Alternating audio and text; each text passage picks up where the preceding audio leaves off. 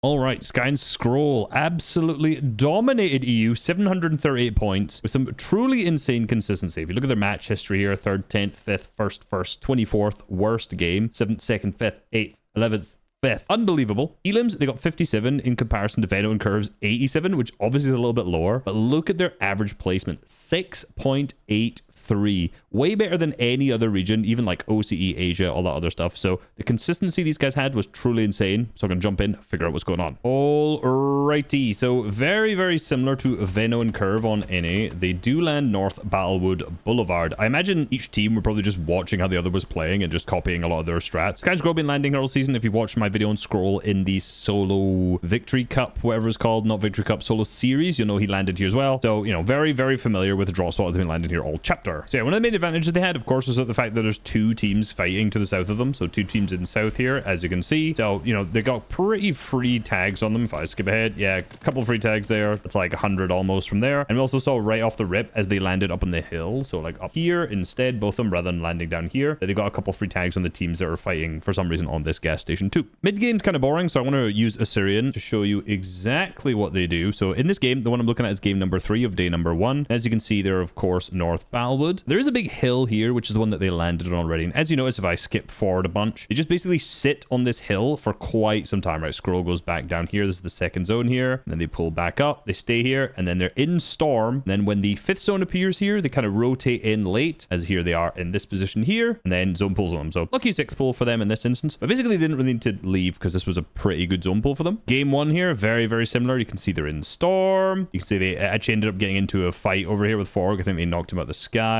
They're rotating in late, playing Mending Machines here. 5th zone is popped, so they're playing Storm, rotating to Dead Side, into the 5th. Game number 2, very, very similar. So I want to explain that track because that's what they did in the first 3 games. As you notice, Scroll already has 3 medkits in the inventory, and there's a bunch more he's thrown here. They've gathered all of the extra medkits and then basically just thrown them up to Sky's location. I don't know if he's thrown them at this point yet or not. And then Sky's basically able just to sit on this surge tower, already on top of a huge hill, with sight lines across the entire side of this map, right? Like, there's almost no safe rotates you can get around here. Now, if you're a team who is smart, you know, you could probably plan a rotate that doesn't involve you going through this area to some extent. As you can see, they have vision on pretty much the entire south side of this map. And then when you look at how the teams south of them were playing, so we had like Focus Thomas over here, the teams who were contesting like to the south of them, no one really further in. So you've got to think like either Focus and Thomas have to rotate around this way to get tags on. These two teams will probably come out around this way. So you have a couple different opportunities. As notice in this game, obviously we saw him get little tags early on. At this moment, you can kind of see Zangi's pulling close. This team's kind of wrapped all the way around. So there's an opportunity for a couple tags in that instance there. And then still there's a bunch of teams playing Storm. So Thomas and Cammy over here. We can see them looking at them at this point, right as the zone appears, the 5th zone here. So there's still like a bunch of teams in Storm throughout this entire match that they've been able to rack up damage on. So you can see the damage per zones here, right? So for this game that we're watching, game 3, 0 damage in 0th zone, obviously. 57 was kind of what we saw earlier. I said when I was 100 damage, but 57 damage earlier, 58 in zone 3, and 88 here. So like the amount of damage that they actually accumulated in this game was very, very minimal. 57, 58, 88. But of course, they took no damage, which is also very important. So you can see though, because they have an infinite damage ratio in these, that meant that they actually took 0 damage across up until the 5th zone. So basically the strategy that they're doing has allowed them to take 0 damage. So at this point, after zone 5 here, they are 203 above because they've taken no damage. So in order to be above Surge, all they needed to do, again, because it's net damage, they need to have better than minus 65, and they are at 203. So at 5th zone, they can basically afford to take like 250 damage plus and still be above the damage threshold. It's actually kind of crazy how split they are at a certain point. Like you can see Sky's all the way up still net to the top right, and Scroll is coming over to the vending machine down here to try and get more medkits, I would imagine. Let's see. Now maybe just get tags on the players there, and then using the overdrive nades to get away from them. So trying to basically maximize the amount of medkits that they have total so they can stay in here at the longest. This is obviously a 12 game format, but what's actually interesting was it happens in the future games. So this one is game 4. The strategy I just showed you was happened in the first 3 matches. As you can see, if I skip forward here, you know, players just don't let you sit and farm them the whole time. So Haijo and Kaito, so I couldn't see the name was hidden there, are camping in the bush down on this side to obviously try and take advantage of the fact that these guys are so split. You see how long they stay in this. Look, you could see this is like when did they get here? They get here in 3 minutes 50 and they only move at 9 minutes. So it's almost 6 minutes of just sitting in this bush waiting for an opportunity. It's actually so funny. funny that they've been here this entire time? The whole time they're just sitting here doing nothing, waiting in the bush for an opportunity for someone to walk past, and then Sky and Scroll's just sitting here. Now, as we know, they throw all this extra heals up there, right? They've left all of this up here while Sky's up. So, you know, Scroll's back all the way down. If I zoom all the way in here, he's kicking about in here somewhere, yeah, miles away, either getting surge onto this, yeah, getting free surge onto the fight that's there, getting more medkits. We already know how that is from the first 3 matches. However, what actually happens when these fight is very interesting.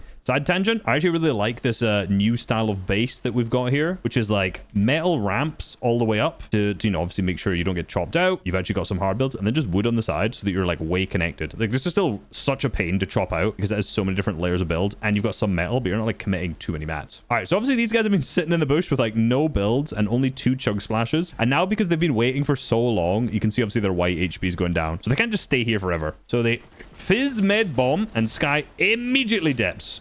Instantly, almost dies as well. Good job from him to completely get away, right? He just sprints away, covers his angles, and just legs it as he gets chased. So very, very, very good from him. But what's really interesting is at the same time, oh, not teeny, what Sky does here. So Sky, notice the inventory, no white heals either, and they're in the 3rd zone deep in, right? So his first instinct here, which is incredibly smart, is just to run up and then take all of the white heals. Okay, so he drops his big pot here, picks up the pizza, uses the 2 chug splashes, grabs the medkits. So these guys can survive in the storm. Now you can see Kaito obviously has been looking through the VODs. They know the heals are going to be up here. So he sees them up here, and there's no whites. It's just medkits, just bigs left because they've been stolen. They've been nabbed. An unbelievably smart play. And now you can see Kaito is just going to die to storm on what could have been a good lurk play, but unfortunately did not work out for them. They managed to get him revived somehow. Actually, honestly, I don't know how they managed to do that just by revive shading. Go back into storm, get W keyed. Hydro has almost no HP.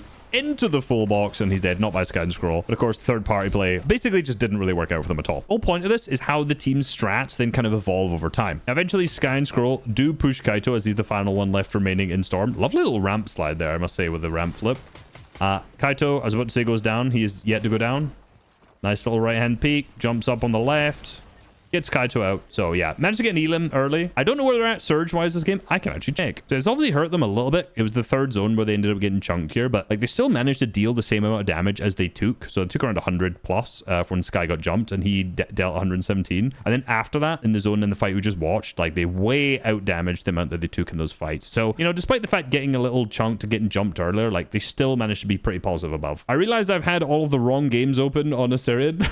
As I was checking this, I was looking at the day 2 ones, but I looked at the correct ones. All the things I said are still true. Numbers might not be exactly add up the way that I thought they did, though. So yeah, I'm looking through the games on day 1 now, not just looking at the day 2 matches. And this is still basically their strat in every single game. You can see still on this spot, they pull up all the way, zone pulls in, they get into the dead side, they pull a good 6th zone. You know, the 6th zones are lucky sometimes. You know, basically every single game, getting medkits early, getting on that hill, getting a good rotate in through Storm. Also usually going into mending machines here for extra medkits if they want. So good stuff. So now you don't have to look at any early and mid game. We can just like get into those like more interesting end games and see how they play those out too. So like you can see this game, which is the 5th place with 3 elims, so like really low. This game was a wonky land pool. Obviously, you know, they're in Battlewood. This pool's all the way north for them, but because of this like stagger in storm play that they've got, sure, they're missing like an inventory slot here, right? Because this would have been the med kits that they were carrying. However, they've managed to get in with 115 builds. They've taken almost no damage, and 115 on Sky as well, at a completely max distance zone for them. I was just watching this end game, and you know, Wonky Land features in quite a few of the blunders, but as you notice, he jumped up to search through his cone there, accidentally landed on the zip line, jumps off, and bangs Malabuka, and Vico's nowhere to be seen because he's also flying around on the well, not zip line, on the ride as well. So one thing that these guys do a lot is that they commit a lot of mats in the 7th zone. Now they did just get an elim, so they have a bunch of extra mats lying around there. But if we scroll out for a second, no pun intended, of course, you can see that they end up building like a large metal tunnel in here, and Scroll continues to do that with the extra mats going up. Now I've seen them do this in games where they don't have extra mats to do this as well. Layering up in the 7th zone is really good because you're always able to give yourself an overdrive nade for the later rotates. But if you notice, one of the things that I saw was very clear, even just watching the broadcast, like not even watching their actual like VODs to start with, is that they're always on a high layer early. So in situations like this, they can just sit on a peak and they can rack up so much surge damage by being one of the first teams there on a high layer when all these teams start to rotate through using, you know, whatever rotation items that they have. The good thing here is zone now pulls back and they have this big tarp to go through if they want to as well. So they've basically tarped all of this down to here, right? All of that is there. So tons of loot, tons of different space, right? But they make a really nice play here, and it's not to go back through the old boxes. I think that a lot of players' instincts here would be to, oh, we have this box inside of Storm. Zone, by the way, is pulling this way. That's important context that I forgot to mention there. A lot of players will go back to this box. If you know, a lot of these kind of players will rotate. They'll probably block off your angles from this spot. So what Sky and Scroll tend to do in this example, is that they just stay up in this higher layer, even though it's not that far, as this gives them a better rotate using the nades. So you can see they run down, they scout, they have a look, and then, you know, are we going to rotate this way or we're not? And they decide to run all the way back up to box, which is a further rotate away. And then from this area, they decide to use the shockwave nade to get them. So they stay on much higher layers. So they're actually intending to stay up. And then you can see Sky even goes even further up. So it elevates even further up at that point. Not to play height, I don't think. From memory of this game, I've not seen, you know, later on yet. But now they've got themselves such a good layer, right? So let's see where they're actually at. So they're probably second height. I mean, literally no one's playing height. You know, if you notice anything on EU, by the way, almost no teams are playing height successfully because of the mess of shockwave nades. All of this down below. Like, imagine they'd stayed low on the tarp that they had before. You know, I think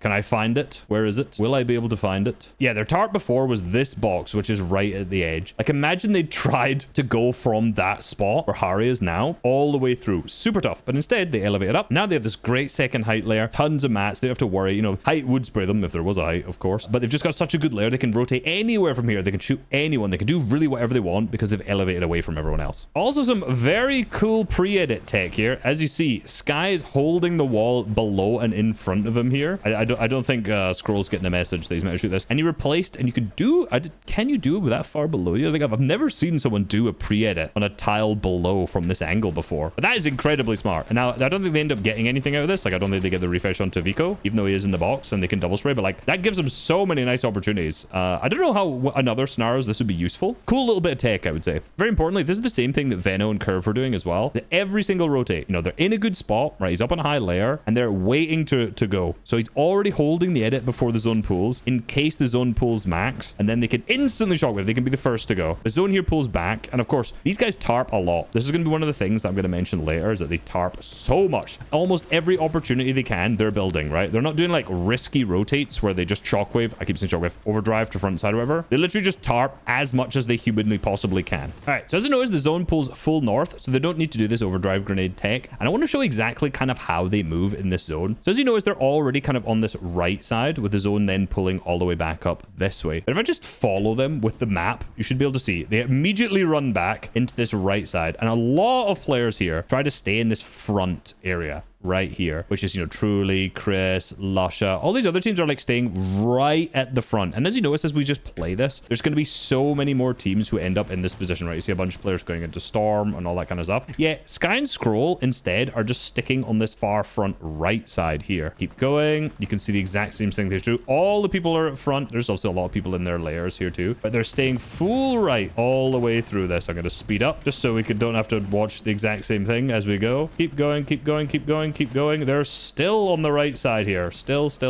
Now they're at the back, and now they're in. They basically insta went to the front side, as you can see here, and they've just been tarping this entire time, right? They've stayed on this really high layer that they're in, and they're just tarping front. Now, it's hard for a lot of teams to cut you off when you're in this position because the zone's opening up in front of you as it is, right? Like, a team could potentially go, say, onto like this tile here, and then, you know, cut here and cut you off. But most of the teams, as I mentioned, are already down here in the front side, or they're up above them, or they're down below, because of course, as we noticed, they've chosen a very nice high layer to do it, right? So there's like a few players on their layer. Unsurprisingly, Pablo and Chino, who came second, are also in this exact same position. But from here, they can basically just tarp the entire zone forward. All right, I got a package arrived, and I don't know why I just said, to be completely honest with you. I know I was talking about going to the front side, but as you can see, they are basically just tarping straight forward, using mats, cutting off the left tile when needed, completely controlling, as my boy TS says, controlling his lane. So they basically went fully to the right, and then I've literally just done a full tarp. Like, if I press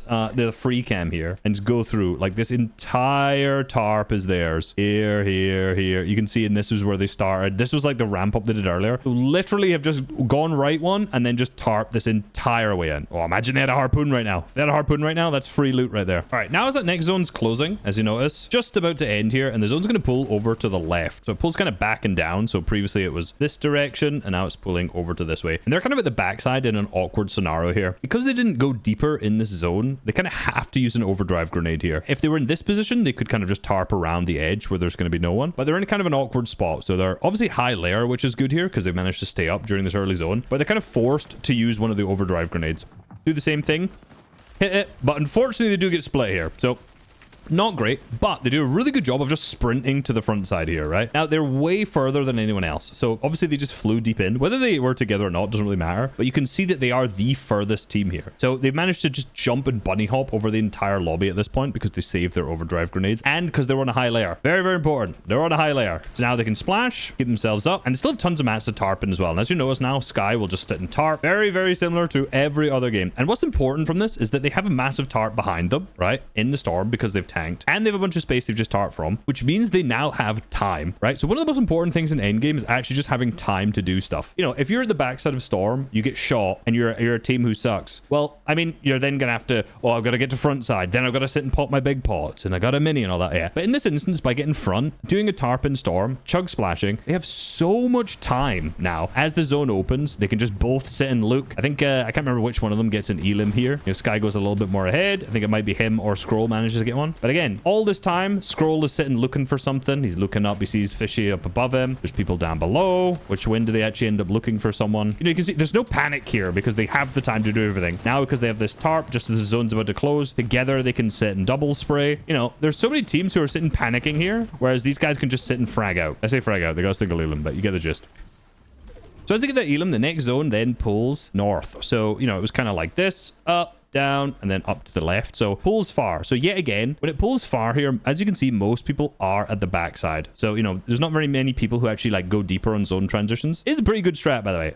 If you have the opportunity to go a little bit deeper, then it gives you free rotations this way, or this way, depending on what it is. So it gives you a lot of time to do whatever. From this spot, they make a good play. They grab some of the low grav, edit through, and just sprint up. This is really good awareness from them that it pulls up from the scouting they did earlier. You know, it's interesting. They've been on a high layer the whole time, and then they jump up to a low ground layer, which is now low ground, if that makes sense. They're playing low ground even though they jumped up. But because they went early, they were first to get here. And this is kind of the case. To claim low ground, you kind of always got to be the first person. And they're doing a really good job of also staying on the expanding side here. So as you can see, zone is pulling out this way. This is a second TS mention in this video. There we go. Zone here is opening up. As you can see, if they like, you have to build like this in tiles. As the zone is going diagonally, it's going to open up this direction. So you can kind of build ahead. So they're staying on the right side is really nice. Whereas say if you're down here on this side, as the zone is, you're trying to build into it, it's kind of closing on you constantly. So it's giving you less space here. So again, because they've stayed front side here, they've got enough time, right? They can spend the time to go for elims. Players going to the backside. ADS, bang. I don't know how we hit him and not Minori there. I don't know what Minori's doing here, by the way. What is this guy doing? What is this guy doing, man? There you go, he's off. Okay, I don't know. Did the Chaos Ruler, didn't get this. But this is really nice play. Sky goes in to get Janice's body from the backside here. Obviously, he's got 0 builds. He's got the knock onto the player at the back. And at the same time, Scroll kills Minori, grabs the loot, gets chunked. However, he jumps and then drops down to the low ground and creates a nice tarp. So he's just gone and created space, and that means Sky can then also come back and get back together. He's obviously got the siphon popped, and now with the mats that Sky got from his elim, he can tarp them ahead at the same time. So like these guys just literally tarp everywhere. Yep. Running completely on mats, 0 and 2 builds. It's down to a top 4. This is the kind of point you got to make a play. Beautiful nade into the max bang. Looking up, noticing height, very good awareness from them too. Chops them out. I don't know what is going on at this point, I'll be honest. I haven't watched this far ahead. They're just kind of spraying, jumping, hoping for the best, sprinting around in circles. Oh, there is some really nice tech here. Comes down to, I think there's a 1v1v2. Is there a knock body in this one, I think, here? Sky, Scroll, Lusha's just dying down there, and then there's Cheating. The broadcast, I think it was Levin, called this the most valuable knocked body of all time. So, Cheating is sitting in the storm, and it's Sky. So he gets a nice bang onto Sky. As Scroll's obviously pressuring the side. So now the timer is ticking, right? Cheating needs to get this body because he's in storm. So he opens up. And look, Sky is just hiding as a knocked body behind here to deny this as much as possible. He runs out and then he rolls away. So he hits the minimum here. So the siphon kicks, but in that time, Scroll's been able to jump onto height and finish him off there. So he kind of denied the siphon for as long as possible to allow Scroll to get the kill. All right, so we're in the next game where they also won, and this is the 7th zone. And if I zoom out, unsurprisingly, what can I say? They have built up and they're not on a low layer. So again, 7th zone, putting themselves in a high position gives them good rotates later on. With it being said, though, they're not on the highest layer, right? They are in kind of an odd spot. You've got Werix above them. You've got Pablo Chino here. You've got Chap and Flixie up there. And the zone ends up pulling this direction. So they actually have a bit of an odd way that they need to try and rotate to. They do get a little bit of a little loot refresh because someone died above them, but they didn't actually manage to get many hards out of it. So as you notice, they take very minimal risks. I think that's very clear what we've seen through all of these games so far. So they wait. They don't try and just run through a kind of shoddy angle and try and run through all these old builds. They spend their time. They wait. You can see they've pre-opened and marked it, and then they run into Storm, and then they individually hit their own overdrive grenades. So they've kind of skipped a lot of that zone. You know, Sky ends up dropping down, but yet again, what do we see? Another high layer. So 8th zone pulling up yet again. So they're at the front side, high, and no one's on height yet again. 2 games in a row, the exact same strategy. Keeping front side, staying high. All right, 5 seconds to the zone pulls here. You can see they're going to do the exact same thing. Get ready to go. So zone pulls back towards dead side. So this is not the same direction it pulled to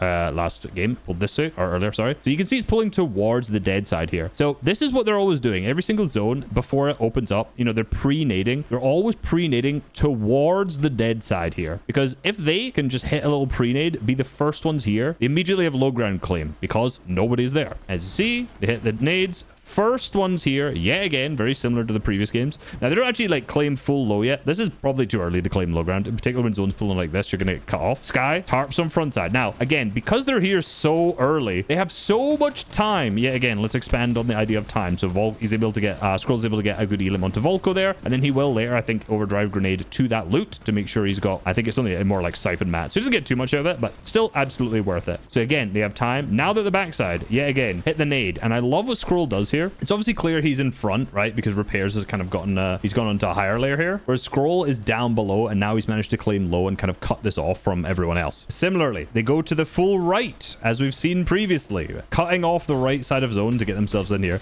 And because they're always staying at the front, this is going to be something that I'm going to keep repeating over and over again. Look, what a surprise. Always staying at the front. They've got so much time to look for refreshes. And one thing I think is really key, and it pops up later on as well, is that, you know, say Sky, for example, he's usually the one tarping and he's trying to keep them front side. But if he gets an elim, or if he gets a refresh, or if he's doing anything, Scroll immediately takes over and he tries to keep them front. So like, there's always this point where one of them is always trying to keep them front and the other one is always doing something, whether it's like looking for elims or not. And now again, because they have the full tarp on low ground, they're here early, they can look for elims, they can look for refreshes, they can kind of basically just do whatever they want. So the next zone pulls fully south, as you can see here. And this is actually through a bunch of builds which are not theirs. So as you notice, Sky and Scroll, they end up cutting off anyone who is near them. So they break a bunch of the builds, the teams around them, so that they have space, and then they run through it. Then what a surprise, they stay to the front yet again. They stay to the front. Who would have thought? So in that 8th and 9th zone, you know, not quite as much doing this, but in these zones, they're staying as front as they possibly can. And anytime they see a build that's in their way that's not theirs, like another team places to try to get it cut off, they are immediately pressuring and trying to claim that so that the other teams don't have edit control on them. So a good example here is obviously they're claiming low, and they see Cringe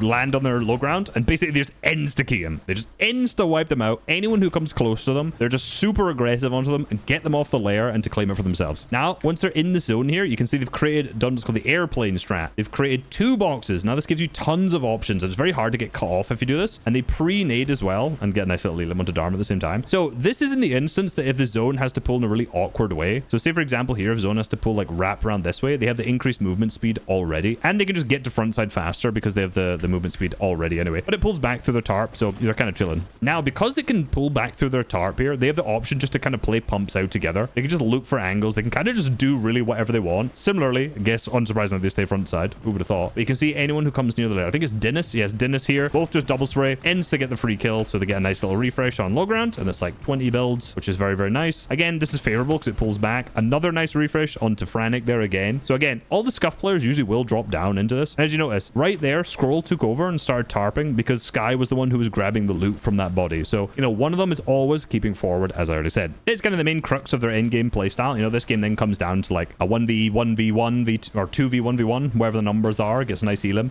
and they almost lose this. Actually, I don't even want to watch it from their POV. Sayaz goes crazy, hits the 175 max with the mythic. It is a 1v2 down at the end against Sayaz, and he goes crazy. He almost wins. Managed to get an absolute max bang onto Sky, and then unfortunately died to Storm. I'm going to VOD review him in one of my videos next week, where I go over a bunch of the teams who did really well in this. But yeah, you kind of get the gist of their general endgame playstyle. Stay front, high layers early, get to the dead side on zone transition so they can claim low ground. Stay front, stay front, stay front.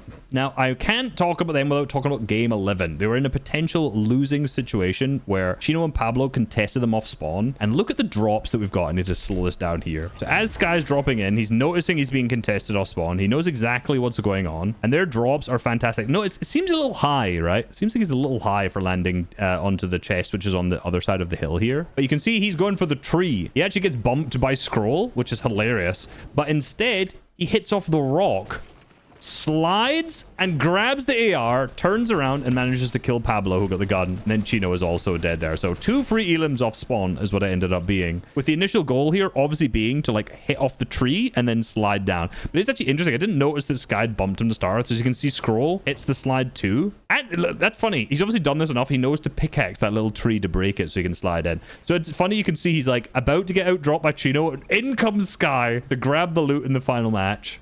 Bosh, got it.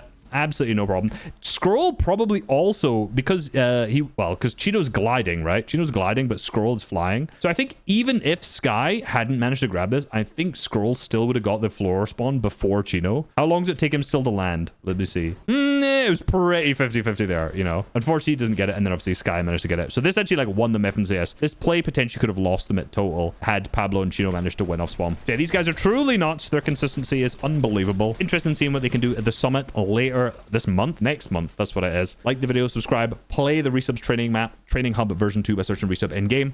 Peace.